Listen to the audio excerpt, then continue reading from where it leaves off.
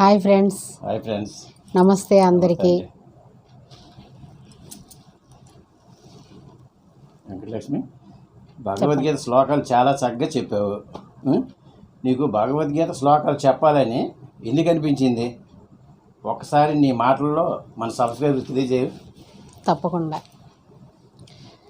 నమస్తే అండి అందరికీ. ఇంకోసారి నేను భగవద్గీత శ్లోకాలు ఎందుకు స్టార్ట్ చేశాను, అసలు ఈ రోజుల్లో ఎంత ఇంట్రెస్ట్ ఏంటని నాకు చాలామంది అడిగారండి. అయితే నాకు చిన్నప్పటి నుంచి కూడా దేవుడి శ్లోకాలు ఆధ్యాత్మికంగా ఏవైనా సరే చాలా ఇష్టం అన్నమాట. ఏదైనా శ్లోకం చదవడం, నేర్చుకోవడం, అది చెప్పడం అలా రెగ్యులర్గా నేను చదువుతుండేదాన్ని అన్నమాట. శ్లోకాలు, హనుమాన్ చాలీసా ఇలాంటివి మొదలుపెట్టాను ముందు. తర్వాత అప్పట్లో ఈ టెక్నాలజీ ఎంత అందుబాటులో లేదు కదండి. ఎక్కడైనా రామాలయాల దగ్గర అలాంటి దగ్గర భగవద్గీత ఎక్కడైనా వేస్తే నాకు చాలా ఇష్టం ఉండేది. మాది ఒరిస్సా అవ్వడం అసలు ఇలాంటి తెలుగు ఏవి అందుబాటులో ఉండేవి కాదు.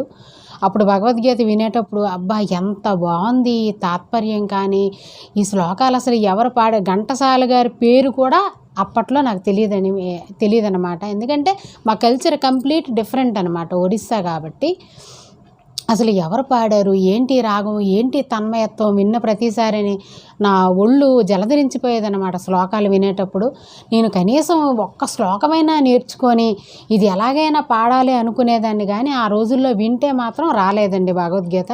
చాలా కష్టం, ఒక్క శ్లోకం కూడా నేర్చుకోవడం నాకు కష్టమైంది అప్పట్లో.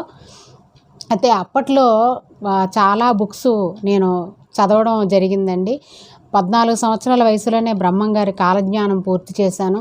అలాగే సన్యాసమ్మ కథలని ఇలాంటివన్నీ. కానీ అప్పుడు భగవద్గీత అయితే నేను చదవలేదు. తర్వాత నేను ఎలాగైనా భగవద్గీత కొనుక్కొని నేర్చుకొని శ్లోకాలు చూసి నేర్చుకుంటే కానీ ఇది రాదండి, విన్నంత మాత్రాన అయితే రాదు. ఎందుకంటే సంస్కృత పదాలు కాబట్టి.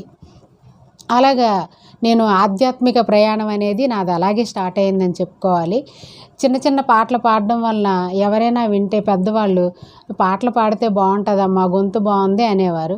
అవునా, నేను పాడొచ్చా అనే ఆలోచనతో అలా పాటలు నేర్చుకునేదాన్ని.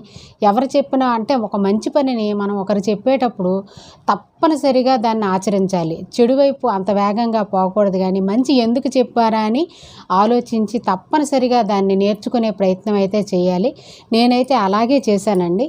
ఆ చేసినందువల్ల మా పిల్లలకు కూడా నేను ఎన్నో నేర్పించగలిగాను. ఈరోజు కూడా వాళ్ళు కూడా ఇలాంటి ఆధ్యాత్మిక కార్యక్రమాలు ఎన్నో చేయడానికి సహకరిస్తున్నారు. వాళ్ళు కూడా చిన్నప్పుడు చాలా చక్కగా పాటలు పాడేవారు, ప్రైజులు తెచ్చుకునేవారు ఎక్కడికి వెళ్ళినా సరే. అన్నమాచార్య కీర్తనలు చాలా చిన్న వయసులోనే ఎల్కేజీ యూకేజీ స్టాండర్డ్లోనే మా పిల్లలు ప్రైజులు తెచ్చుకున్నారు అప్పట్లో. అంటే చూడండి, అంత చిన్న వయసు నుండే వాళ్ళలో బీజం అనేది పడింది. అయితే ఈ భగవద్గీత నేను అప్పుడు మ్యారేజ్ అయిపోయింది చిన్న వయసులో. ఇంకా మళ్ళీ సంసార బంధనంలో చిక్కుబడిపోయి ఇదంతా విడిచిపెట్టేశాను. తర్వాత మళ్ళీ పెళ్ళయిన తర్వాత ఒక పిల్లలు స్కూల్కి వెళ్ళిన టైం అయితే ఎప్పుడైతే వచ్చిందో మళ్ళీ అప్పుడు ఈ భగవద్గీత అనేది మళ్ళీ నేను తీయడం జరిగింది. ఈయన నాకు చదివించారు. 10th క్లాస్తో ఆపేసిన ఎడ్యుకేషన్ని మళ్ళీ నాకు ఈరోజు ఎంఏ హిందీ పండిట్ అంతా కూడా ఈయనే దగ్గరుండి చేయించారు. ఎందుకంటే నాకు ఎడ్యుకేషన్ అంటే ఇంట్రెస్ట్. టీవీ, సినిమాలు, సీరియల్స్ అలాంటివి ఈ బయట తిరిగి ఎక్కడికి వెళ్ళడం అలాంటివి అలవాటు లేకపోవడం వల్ల బుక్స్ ఎప్పుడు అనమాట.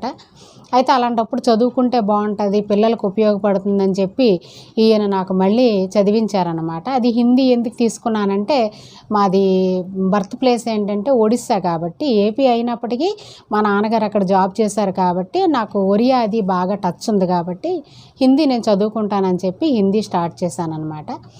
ఆ తర్వాత ఎప్పుడైతే మళ్ళీ ఎడ్యుకేషన్ ఫీల్డ్లోకి వెళ్ళిపోయానో నేను పీజీ కంప్లీట్ చేసి మా పిల్లలతో పాటే నేను స్కూల్లో జాయిన్ అయ్యి వాళ్ళకి 10th క్లాస్ వరకు నేనే డీల్ చేశానండి. డిఎస్సీలు అవి రాశాను, దగ్గరకు వచ్చి పోయాయి, ఇంకా విడిచిపెట్టేశాను. అయితే అలా స్కూల్ టైంలో నేను లేజర్ పీరియడ్లో కూడా టైం వేస్ట్ చేయకుండా ఈ భగవద్గీత శ్లోకాలు అనేవి మళ్ళీ నేను స్టార్ట్ చేశాను అన్నమాట చదవడం. నాకు ఎప్పుడు మళ్ళీ చదవడానికి టైం దొరికిందంటే లేజర్ పీరియడ్లో భగవద్గీత శ్లోకం నేర్చుకోవడం. అయితే ఉత్తి శ్లోకాలే నేను ముందు నేర్చుకుందాం అనుకున్నాను. దాని తాత్పర్యం కూడా చెప్తే బాగుందని సజెస్ట్ చేసింది మా హస్బెండే. తాత్పర్యం చెప్పకపోతే ఎవరికి శ్లోకం అర్థం కాదు కదా అని అతను సజెస్ట్ చేశారు. ఇదేదో బాగుంది కానీ తాత్పర్యం అంత ఈజీ కాదు.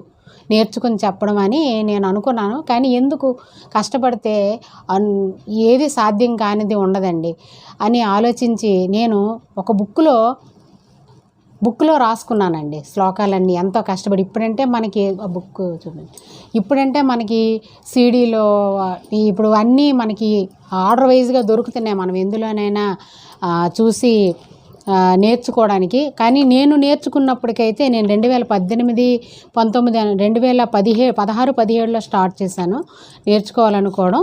నేను ఒక బుక్లో శ్లోకం విని రాసి దాని తాత్పర్యం చెవి దగ్గర మొబైల్ పెట్టి విని రాసుకున్నానండి. రాసుకున్న తర్వాత అప్పుడు మేము ఫైబర్ నెట్ పెట్టుకొని ఇంట్లో ఏంటంటే నేను కరెక్ట్ చేసుకున్నాను. ఒకవేళ విని రాసిన దాంట్లో ఏమైనా తప్పులు ఉన్నాయేమోనని చెక్ చేసుకున్నానండి. చాలా కష్టపడ్డాను. అయితే నాకు బై హార్ట్ చేయడానికి నాకు సుమారు నెల రోజులు మాత్రమే పట్టింది. నేను డేట్స్ కూడా వేసుకున్నాను. నేర్చుకోవాలనే తపన అన్నమాట. అనుక్షణం అది వచ్చే వరకు నిద్రపోయేదాన్ని కాదు. అంత ఇష్టం అన్నమాట. ఇష్టంతో చేసిన పని ఏది కష్టం కాదు. ఇదంతా ఎందుకు చెప్తున్నానంటే అసలు ఏదోలా చెప్పేసాం, ఏదోలా యూట్యూబ్లో పెట్టేసామని కాకుండా ఘంటసాల గారి రాగాన్ని ఎంతో కొంత అనుసరించాలని, సంగీత పరిజ్ఞానం, ఎటువంటి సంగీత పరిజ్ఞానం లేకుండా ఘంటసాల గారి రాగంలో ఎంతో కొంతైనా ప్రయత్నించి నా గొంతుతో పాడాలని కోరిక మాత్రమేనండి. ఆయన మహానుభావులు, దైవ సమానులు, గాన గంధర్వులు. అతని తాలూకా ట్యూనింగ్ని ఎంతో కొంత నాలాంటి ఒక సామాన్యురాల్ని పాడగలిగాను అని ఒక సంతృప్తి, ఆత్మ సంతృప్తి కోసం మాత్రమే నేను చేసినటువంటి ఈ చిన్న ప్రయత్నం అండి, అంతేని. అలాగే అన్నమాచారి కీర్తనలు కూడా అలాగే విని నేర్చుకున్నవేనండి.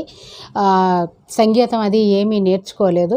ఒక మేడం గారు మామూలుగా ఒక 6-7 శ్లోకాలు నేర్పించారు. ఆవిడ దగ్గర నేర్చుకున్నాను. సంగీతం లేకపోయినా నేర్చుకోవచ్చు అనే ధైర్యం మాత్రం మా రమణి మేడం గారు నాకు చెప్పారండి. ఆవిడ అది మాత్రం మనం ఎప్పుడు మన గురువుల్ని మర్చిపోకూడదు.